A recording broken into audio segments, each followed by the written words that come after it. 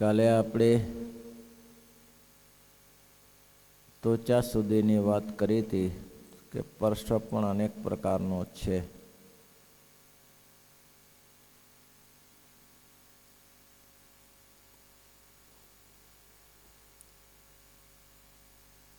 આજે રૂપની વાત કરે છે.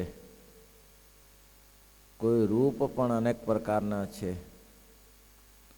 મોટા પુરુષનું દર્શન કરે તો નિર્મળ થાય. કોઈ એવા ભ્રષ્ટ જીવાત્માનું રૂપ જોવામાં આવે તો એની બુદ્ધિ ભ્રષ્ટ થઈ જાય છે.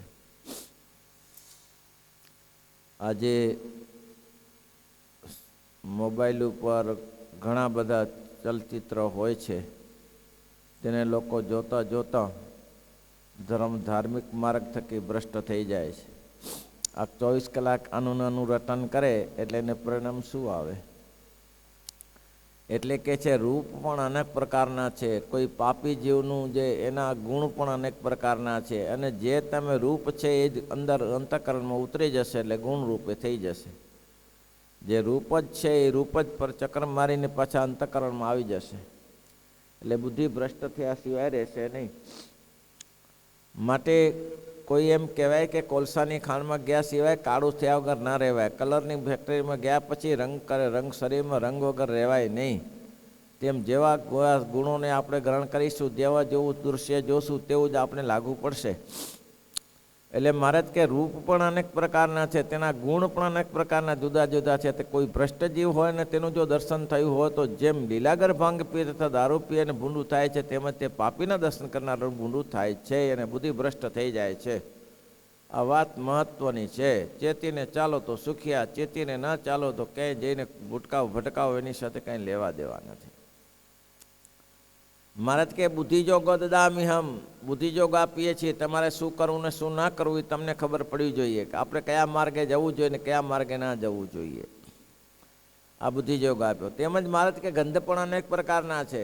ગંધ છે એટલે સૂંઘવાથી શું થાય? અજામિલને શું થયું? પેલું દૃશ્ય તો જોયું, એને રૂપ તો જોયું, એને રૂપ તો એટલે પેલું સ્ત્રીનું જોયું, પણ જોયા પછી શું થયું? આગળ જતાં જતાં નીકળી ગયો હોત માણસ વિચારે કરીને. પોતે બ્રાહ્મણ હતો, યજ્ઞ માટે સમિધ લેવા ગયો હતો. અજામિલ અજય વિપ્ર નામનો બ્રાહ્મણ હતો, પવિત્ર હતો, શ્રીમદ ભાગવત ઇત્યાદિને ભણેલો હતો, યજ્ઞયાગમાં કર્મકાંડમાં કુશળ હતો, યજ્ઞયાગ કરતો હતો, યજ્ઞ માટે સમિધ લેવા ગયો હતો. પણ આવું દૃશ્ય સ્ત્રીનું જોયું તો એને મનમાંથી કાઢી નાખ્યું કે આવું તો હોય. પણ આગળ જતાં પાછું સ્ત્રીએ જે પોતાના આંબોડામાંથી નીકળેલું વેણીનું ફૂલ એ સૂંઘ્યું અને એને કહેતા એની બુદ્ધિ ભ્રષ્ટ થઈ ગઈ. ભ્રષ્ટ થઈ ગઈ એટલે કેવી ભ્રષ્ટ થઈ ગઈ? તો કે પોતાના પવિત્ર મા બાપ હતા તેને કાઢી મૂક્યા અને પોતાની પત્ની પરણેલી હતી કાઢી મૂકી અને આની સાથે દુરાચારમાં લાગી ગયો. તો આ જીવન ઉતરી ગયો. મને મહારાજ કે પછી કેટલું મેં કીધું ને, સીડીના પગથિયા પહેલા પગથિયા ઉપરથી ગળો પડે પછી છે એવું માનવું નહીં કે વચમાં ઊભું રહેશે, છેલ્લે જ જશે. એક ફેર અધોપતન થયા પછી ક્યાં જઈને ઊભું રહે એનું કંઈ ઠેકાણું નહીં. એટલે મહારાજ કે જેવી રીતે રૂપ પણ અનેક પ્રકારનું છે, તે સુગંધ પણ અનેક પ્રકારની છે. લીલાગર ભાંગને ભ્રષ્ટ કરે બુદ્ધિ ભ્રષ્ટ થાય. એવી રીતે જે ભૂંડાને જોગે કરીને જીવની બુદ્ધિ ભ્રષ્ટ થાય છે, તેમ પરમેશ્વર અને પરમેશ્વરના સંતને જોગે કરીને જીવની બુદ્ધિ સારી થાય છે. બસ હવે પલટો આવ્યો કે છે કે જેવી રીતે સારાને જોગે કરીને સારું થાય, તેમ ખોટાને જોગે ખોટું થાય છે. જ્યાં જેવું જશો તેવું થશે. વસ્ત્ર તો એવું જ છે, વસ્ત્ર તો એવું જ છે. વસ્ત્ર તો કપાસમાંથી જ બને છે, પણ કપાસમાંથી બન્યા પછી કોઈ લાલ પીળું કપડું કપાસમાંથી તૈયાર થતું નથી. કપાસ તો સફેદ જ છે, પણ જેવા જેવા કલરમાં નાખીશું તેવો એનો રંગ આવશે. લાલે થશે ને પીળું થશે ને કાળું થશે ને ધોળું થશે. જેવો જેવો તમે રંગ નાખશો તેવું થશે. પણ વસ્ત્ર તો એકને એક છે, કપાસ તો એકને એક છે. એટલે કહે છે કે હવે જેવી રીતે તમારી બુદ્ધિ ભ્રષ્ટ થઈ તે હવે સુધારવાનું શું છે? તો કહે છે કે ઉત્તમ થાય છે. અને એ જ મહારાજ કે બુદ્ધિ ભ્રષ્ટ હોય પણ જો ભગવાન અને સંતના શબ્દને સાંભળ્યો કરીને ઉત્તમ થાય છે. અહીંથી શબ્દ પહેલો લીધો, પહેલામાં રસ પહેલો લીધો હતો. આગળના દ્રષ્ટાંતો ઘણા બધા આપ્યા છે. ઉપલેટામાં નથુભાઈ કરીને બરોડિયા હતા. તેને ત્યાં સંતો ભજન ભક્તિ કરતા. પ્રસિદ્ધ ઘર હતું ઉપલેટામાં, બારૈયા, નથુભાઈ બારૈયા. ભજન કરતા હતા. ભજન કરતા કરતા અંદર રૂમની અંદરથી ત્યાંથી વેરાભાઈ નીકળ્યા. હવે વેરાભાઈ તો કેવા માથા ભારે, એને તો કોઈ જતા હોય તો કોઈ એને નજીક ના આવે. મુસ્લિમ સમાજ નમાજ પડતો હતો તો પોતાની તીખી તારની, પોતાની તરવારની ધાર દેવા માટે 13 મિયાને ઉડાડી દીધા એમને એક હારે. કઈ નહીં લેવા દેવાની, સરસ છે ધાર, સરસ છે. ધાર જોવા માટે પેલાની ધાર પાડી દીધી. અવો કરોડો કાઠી હતો વેરાભાઈ. ઈ વેરાભાઈ ત્યાંથી નીકળે નથુભાઈ બારૈયાને ત્યાંથી, તો અંદરથી તેનો અવાજ આવ્યો. આ અવાજ શેનો છે? કેટલો સરસ ગાય છે. અને એમ કહેવાય છે અવો મા ઘાતકી પાપી એ રૂમની અંદર ગયો. બધા આગળ તે બેઠેલા આગા પાછા થઈ ગયા બધા. હારું, આ તો ભારે કરી, ઉઠાવશે ને એકબીજાને ઉડાડી દેશે હારો. પણ પછી ખબર પડી કે બહુ ભાવથી આવ્યો છે, શ્રદ્ધાથી આવ્યો છે. બેસાડ્યા, આગળ બેસાડ્યા, કીર્તન બંધ કર્યા, કથા વાર્તા કરી, બહુ ભાવથી બેઠો, બધી પોતાની વાત કરી. અને એ જો શબ્દ સાંભળવે કરીને જો કથા વાર્તા સાંભળી તેનું અંતકરણ ફરી ગયું.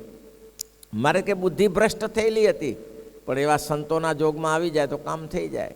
સાધુ પુરુષો એનું અંતકરણ ફેરવી નાખે છે.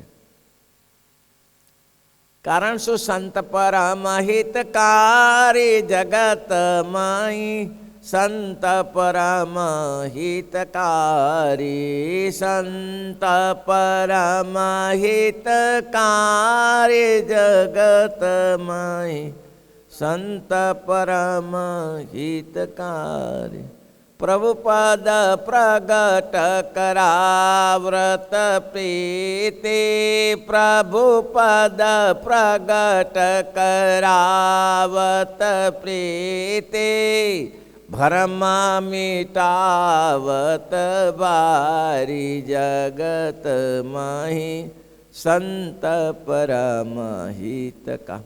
સંતનું કામ જ આ છે, કોઈ મહાપુરુષનું કામ જ આ છે કે જીવને ભગવાન સુધી પહોંચાડે. બસ મોટા પુરુષો આ જ કર્યું છે. બ્રહ્માનંદ સંતન કી સોબત, બ્રહ્માનંદ સંતન કી સોબત, મિલતા હૈ પ્રગટ મુરારી, મિલતા હૈ પ્રગટ મુરારી, જગત માહી સંત પરમ. આવો ખૂંખાર ડાકુ વેરાભાઈ એ જો સંતોના જોગમાં થયો તો વર્તમાન ધાર્યા કંઠી પહેરી હાથમાં પૂજા લઈને ભજન કરતો થયો, જેની પ્રશંસા ભગવાન શ્રી હરિએ કરી છે. જેમ હનુમાનજીની પ્રશંસા હનુમાન રામચંદ્રજીએ કરી, તેમ જેની પ્રશંસા ભગવાન શ્રીહરિએ કરી કે ભગવાનના ભક્ત તો વેરાભાઈ, નહીં તો કેટલાને કતલેઆમ કરી નાખતો. બસ ભગવાન અને સંતોના જોગે કરીને ભૂંડી બુદ્ધિ મટી જાય છે. એવું છે. ત્યારે સંતના શબ્દ સાંભળ્યો કરીને ઉત્તમ થાય છે, તેમજ તેના પરસે કરીને પણ અતિ ઉત્તમ થાય છે. કોઈ સંતના ચરણ પરસ થઈ ગયો, ચરણની કોઈ સંત રજ માથે ચડાવે તો એ પવિત્ર થાય. અરે જેને સબરીને જો પેલી અલ્લાને જો ભગવાન રામચંદ્રની ચરણ પર રજ ઉડી તો એને થકી સ્ત્રી મટીને, પથ્થર મટીને સ્ત્રી થઈ ગઈ. ચરણ રજ છે.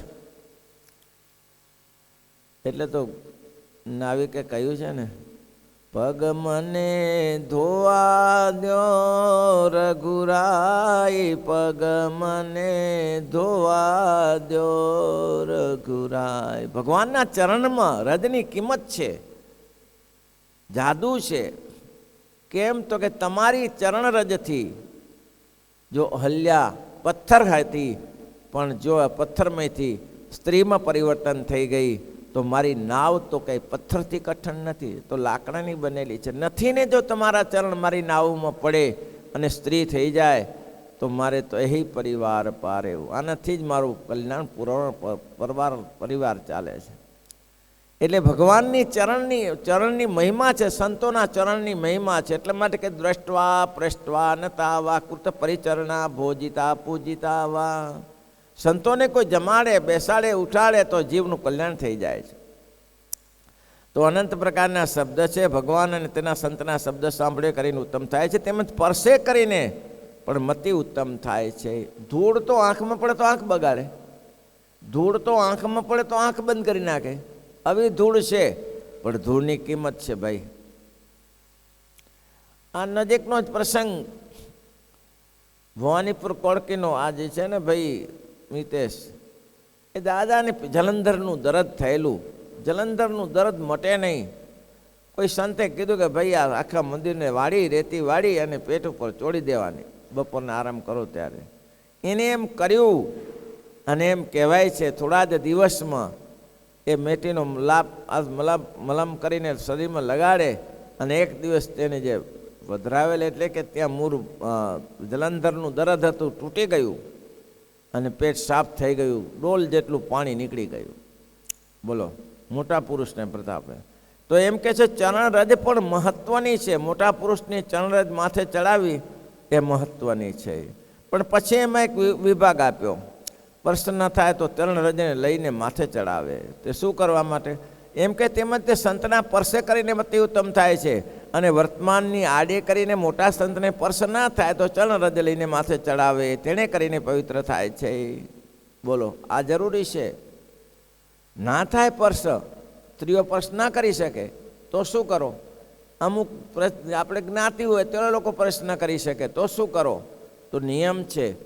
ઘણા બહેનો હો સંતો જતા હોય, પછી દૂરથી એના ચરણ પડ્યા હોય તે ચરણ લઈને માથે ચડાવે, રતિ માથે ચડાવે છે. એનાથી પવિત્ર થવાય છે. એટલે કે પોતાની મર્યાદા છોડવી નહીં.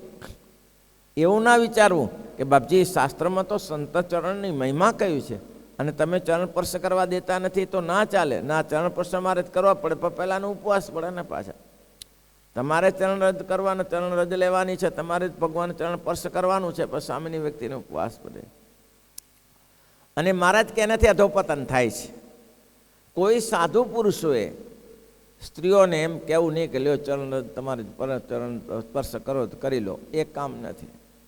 પહેલાં જેવું થાય નથી કહેતા કે પેલા બહેન પગે પડ્યા પછી અમે તો કીધું કે હવે આપણે બહેનો છે ને એટલે દૂર આવ્યા છીએ ને બિચારા પગે એને ભાવ છે ભલે પગે પડતા, તમારે અમે ઉપવાસ કરી નાખી. મેં કીધું જિંદગીમાં કોઈ દિવસ ઉપવાસ કર્યા છે ખરા તમે? ત્યાં ઉપવાસ કરી નાખો. એ બધા બાના છે, એના કરતાં દૂર જ હારા. તેણે કરીને પવિત્ર થવાય છે. તેમજ મોટાના દર્શને કરીને પણ પવિત્ર થવાય છે. વર્તમાન રાખીને દર્શન કરવા, એ પણ એમાં જ વર્તમાન રાખીને દર્શન કરવા. આ પ્રકરણ બહુ સરસ. 18મા વચનામૃતનો પહેલો પ્રસંગ છે આહાર શુદ્ધિ. જાણીતી કથા છે આપણી. લોધિકાના જીભાઈ, એના પુત્ર અભેશી. અભેશી મહાપાપી હતા. જીભાઈ બહુ ભગવાનના ભક્ત હતા, એકાંતિક ભક્ત હતા. જીભાઈ અખંડ ભજન કર્યા કરે, અખંડ ભજન કર્યા કરે. જીભાઈનું એવું અંગ હતું કે સવારથી ધ્યાનમાં બેસી જાય, બપોર સુધી ધ્યાન કરે, પણ છોકરો આવો નીકળ્યો, માંસાહાર કરે, દારૂ પીએ, બધામાં પૂરો. ગોપાળાનંદ સ્વામી મેંગડી આવ્યા. ગોપાળાનંદ સ્વામી મેંગડી આવ્યા એટલે જીભાઈએ અભેશીને કહ્યું એના દીકરાને કે બેટા આજે એક કામ કરજે. શું? બોલો બાપુ. મેંગડી ગોપાળાનંદ સ્વામી આવ્યા છે, તમે છે ને જરા એના દર્શન કરી જજો. એવા બાવલામાં અમારે શું કામ છે? એવા બાવા ભેગા થયા ને અમારે કામ છે? બાપા હું નહીં આવું. એટલે પણ શું વાર લાગશે દર્શન કરતા? મારે નથી આવું, એવા સાધુડાઓ મારે પરવું નથી. ના માને.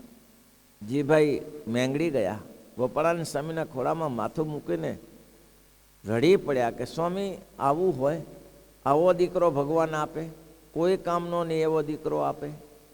આના કરતાં તો દીકરા ન હોય એ સારું સ્વામી. આવા દીકરાઓ કરતાં ન હોય સારું. હજી જીભાઈ પગમાં પડીને ચોધાર નેત્રે રડે છે ત્યારે તે જ સમયે વાત ચાલે છે. ધીરજ આપી, ધીરજ રાખો જીભાઈ, ધીરજ રાખો. તે જ ઘડીએ મેંગડીને લોધિકાની સીમ નજીકમાં પેલો શિકારે નીકળેલો. કોણ? અભેશી. શિકારે નીકળેલો, કોઈ મૃગ તો પકડાયું નહીં, હરણ્યું તો દોડી ગયું એના મિત્રોની સાથે ત્યાં ગયેલો, કોઈ હાથમાં તો આવ્યું નહીં. પણ એને ખબર પડી કે હરણ્યું દોડતા દોડતા પહોંચ્યું ક્યાં, તો કે મેંગડીની સીમમાં. મેંગડીની સીમમાં આવ્યા પછી એને એમ થયું, ઓહો મેંગડીની સીમ આવી ગઈ. મારો બાપો કહેતો હતો કે ગોપાળાનંદ બાવો આવે છે, ચાલો ને ત્યારે હવે બાપાને સંતોષ થશે, જઈએ, બાપાને થોડો આનંદ થશે કે આવ્યો તો ખરો એમ. અને આ અભયસિંહ ગોપાળાનંદ સ્વામીના દર્શને ગયો, દર્શન એટલે જોવા માટે ગયો હશે. પણ એમ કહેવાય છે કે અતિ મોટા પુરુષને આશરે બળે પૂર્વ જન્મના પાપ. અતિ મોટા પુરુષને આશરે રે, અતિ મોટા પુરુષને હે બળે પૂર્વ જન્મના પાપ, બળે પૂર્વ જન્મ પાપ, અંત કાળે સગું નહીં કોયનું રે, અંત કાળે સગું નહીં કો રે. માટે સેવે તું સાચા સંતને રે, માટે સેવે તું હે તારા ટળશે ત્રિવિધિના તાપ, અંત કાળે સગું નહીં કોયનું રે. તારા ટળશે ત્રિવિધિના તાપ, અંત કાળે સગું નહીં કોયનું રે. મોટા પુરુષના દર્શન થાય. અભયસિંહ મેંગડી ગયા, એનો બાપો જ ત્યાં જ રડે કલ્પાંત કરે છે. ત્યાં અભયસિંહ અંદરથી દાખલ થયા.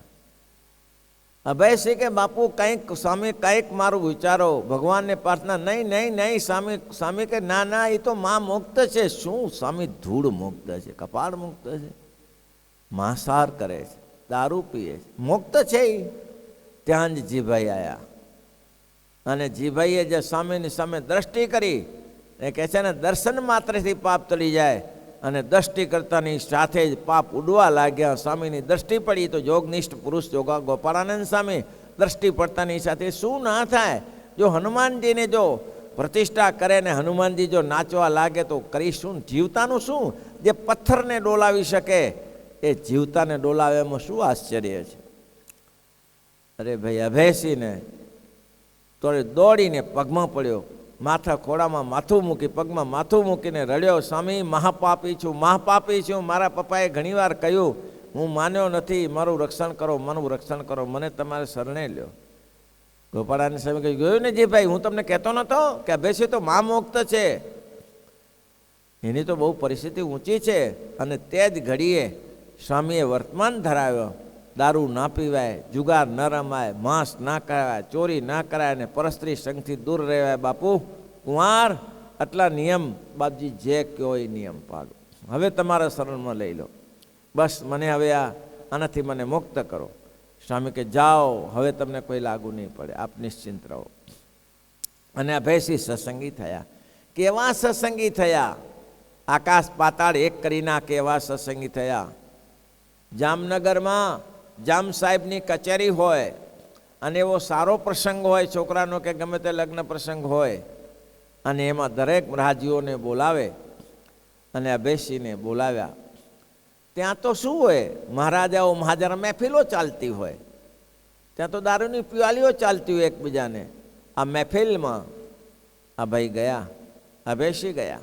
અભયસિંહ ગયા એટલે સામાન્ય રીતે એના સાંગરિકો જે બધાને જે પાલી આપતી હોય એ પાલી આપી. ત્યારે એને કીધું કે હું નથી લેતો. ના ના ના, લેવું પડે, આજે સારો પ્રસંગ છે, આજે મહારાજાને લગ્ન પ્રસંગ છે તો આજે લેવું. નહીં નહીં, હું નથી લેતો ભાઈ, નથી લેતો. ઠેલી દીધી પ્યાલી. એટલે તરત આજુબાજુ રાજાએ કીધું કે ભાઈ સામાન્ય નોકરો પાસે જરૂર, મહારાજા અભયસિંહ છે, આ તો કંઈ મોટા રાજા, એને નહીં, પણ હું નથી લેતો ભાઈ, મેં નિયમ લીધું, હું નથી લેતો. આ લોકો રહી ન શક્યા.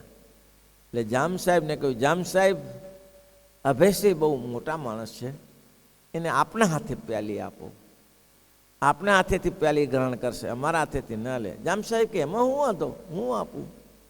ને જામ સાહેબ ખૂબ પ્યાલી આપવા માટે આવ્યા. તે ઘડીએ અમને કટાર કાઢી. કટાર કાઢીને કહ્યું કે મહારાજા જામ સાહેબ, મેં મારા ગુરુ ગોપાલાનંદ સ્વામી પાસે વર્તમાન ધરાવ્યા છે અને એ વર્તમાનમાં ફેર નહીં થવા દઉં. તમારી જો ઈચ્છા જ હોય, મેં મોઢું ગોપાળાનંદ સ્વામીને આપ્યું છે અને મેં કીધું છે આ મોઢું તમારે શરણ છે, તમે જેમ કહેશો એમ થશે. એટલે વર્તમાન છે એટલે હું નહીં લઈ શકું, પણ કટાર કાઢી તમારી ઈચ્છા જ પૂરી કરવી હોય, તમારું નિયમ રહે કે રાજાઓ મહારાજાને પાયું અને મારી પણ પ્રણ રહી જાય, નિયમ રહી જાય. તો કટાર કાઢીને આપી કહ્યું કે ગળામાં છેદ કરો, અહીંથી ડાયરેક્ટ નાખો, ડાયરેક્ટ નાખો જેથી મારું મોઢું ન બગડે. બોલો, ગળામાં છેદ કરીને નાખો. મહારાજા જામ સાહેબ જરા ચમકી ગયા કે આ શું, આ અભય છે, આવા વર્તમાન. મહારાજા અંદર ચાલ્યા ગયા અને કહ્યું આવા રાજ્ય, મારા રાજ્યમાં આવા બી માણસો છે, આવા ટેકવાળા માણસો છે, નિષ્ઠાવાળા માણસો છે, આવાની તો જરૂર છે આ રાજ્યમાં. માત્ર દારૂ પીતા અને જુગાર રમતા હશે તો રાજ્યની પ્રગતિ કેવી રીતે થશે? આ પ્રગતિ માટે બહુ મહત્વનું છે. અને એમ કહેવાય છે માત્ર લોધિકાના રાજા હતા, અભયસિંહ લોધિકાના રાજા હતા, પણ રાજા રાજી થઈને બીજા 4 ગામ આપી દીધા, લખી દીધા. તરત અંદર જઈને કાગળ લખાયો અને કાગળ પરણગો લખ્યો કે આવા રાજવીઓ મારા રાજ્યમાં જરૂર છે. મારથી આજથી એ લોધિકાનું એકલાનું રાજ કરે છે, બીજા 4 ગામ આપું છું, 5 ગામનું અભયસિંહ રાજ કરશે. અત્યારે બોલો, અતિ મોટા પુરુષને આશરે ગોપાળાનંદ સ્વામીનો સમય અહીંયા મહારાજ કહે છે એવાનું, મહારાજ કે શું થાય, એવાનો શબ્દ સાંભળે, એવા કોઈનો શબ્દ સાંભળે તો એને મહારાજ કે જીવનું કામ થઈ જાય. કારણ કે દરેકમાં ગુણદોષ છે, સારા પણ ગુણ છે ને ખરાબ પણ ગુણ છે. આવું થયું. દર્શન કરે, પ્રસાદી લે, દર્શન કરવાથી કામ થઈ જાય. આનું કામ થઈ ગયું. માં મુક્ત બની ગયા. જે માં પાપી હતા, આ મુક્તાનંદ સ્વામીના જોગમાં આવેલો જોબન પગી ક્યાં દૂરનો છે. મુક્તાનંદ સ્વામીની કથા વાર્તા કરીને જોગમાં આવ્યો તો નહીં, તો આ ક્યાં છે? શ્રીજી મહારાજ મળ્યા. સ્વામિનારાયણ ભગવાન પોતે ખુદ કહે છે મેં જેને કંઠી બંધાવી એકે ટકી નહીં, મેં જેને કંઠી બંધાવી એકે ટકે નહીં, પણ મારા સાધુએ જેને જેને કંઠી બંધાવી છે એ મહામુક્ત થયા છે. કેમ? હું મારો મહિમા ન કહું, મહિમા શ્રીજી મહારાજે બધે જગ્યાએ ફરી ફરીને જુઓ, પોતે પોતાનું કીધું નથી. જ્યારે જ્યારે કોઈ રાજા મહારાજા આવે, હમણાં જ 2 દિવસમાં કંઈક સભા હતી, શેની ગામ તો નામ ભૂલાઈ ગયું, તે કારેણી સારંગપુરની સભા હતી. તો સારંગપુરની સભામાં ત્યાંથી એક મહારાજ રાજા અધિકારી આવ્યા, અધિકારી બેઠા, ત્યારે શ્રીજી મહારાજને જોઈને દર્શન કરીને ખુશ થઈ ગયા. મહારાજ કે તમે આવી ગયા તો કામ થઈ ગયું, આ 500 પરમહંસોનો દર્શન થઈ ગયા. પોતાનું દર્શન થઈ ગયું ને, આ 500 પરમહંસો આ સભા ન મળે, આ સભાના દર્શન થઈ ગયા. એ તો પોતાના ચરિત્રથી બતાવી દેતા હતા. અને ભગવાન પછી પોતાની રીતે જ ભગવાનનું દર્શન કરતા હરિભક્તો બેસતા બેસતા એને કહ્યું કે ઓહ આજ ભગવાન છે. પણ ભગવાને પોતાના મુખેથી કહ્યું નથી કે ભગવાન છે. મહારાજે સંતોનો જ મહિમા ગાયો છે અને સંતોએ ભગવાનનો મહિમા ગાયો છે. વર્તમાન ધારાયા ભાઈ, શું ન થાય સંતના જોગે કરીને. મોટા પુરુષનો સમાગમ થાય તો ભલભલા માં પાપ ઉડી જાય ને માં સત્સંગી થાય છે.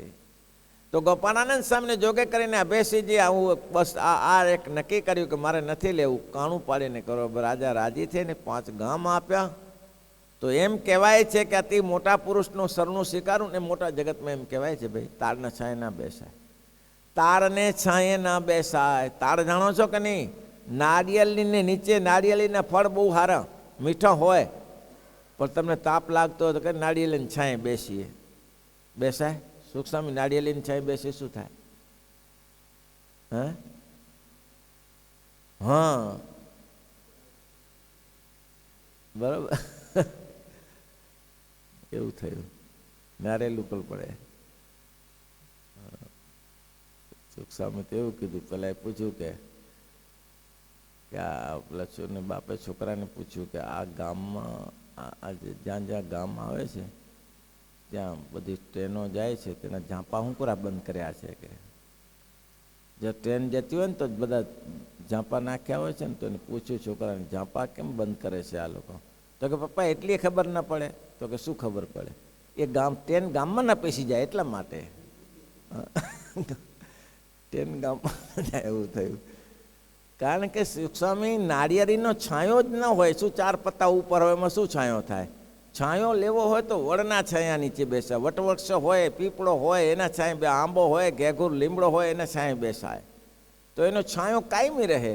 એટલે વડનો પીપળાનો શું નાળિયેરને કે તાડનો છાંયો કેટલી વાર રહે? આ બાજુ બેસી તો આ બાજુ તડકો આવી જાય, આ બાજુ તો આ તડકો. તેમ કોઈ સમાગમ કરો તો મોટા પુરુષનો સમાગમ. શ્રીજી મહારાજ પોતે કહેતા. મહારાજ કે નીલકંઠાનંદ બેઠા હતા ને હરિભક્તો આવ્યા, કોનો સમાગમ કરો છો? તમારા ગુરુ તો નીલકંઠમાં. એને નીલકંઠાનંદ પોતાનું ઠેકાણું, તારું શું ઠેકાણું પડશે? તેમ એવા મોટા પુરુષનો સમાગમ કરો તો કામ થાય. શ્રીપતિમ શ્રીધરમ